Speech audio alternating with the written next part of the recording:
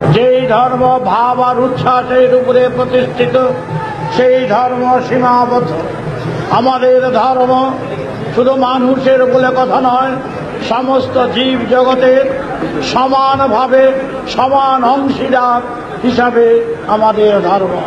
আমাদের ধর্মে আছে বেদ ভিত্তিক, যুক্তি ভিত্তিক, বলো বিজ্ঞান ভিত্তিক, সবাই বলো আমাদের ধর্ম বিজ্ঞান ভিত্তিক, যুক্তি ভিত্তিক, গণিত ভিত্তিক, সুর ভিত্তিক।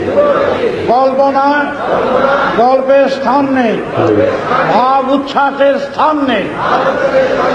যে সমাজ ধর্মে রক্ষা করতে পারবে না, সেই ধর্ম আমাদের নয়।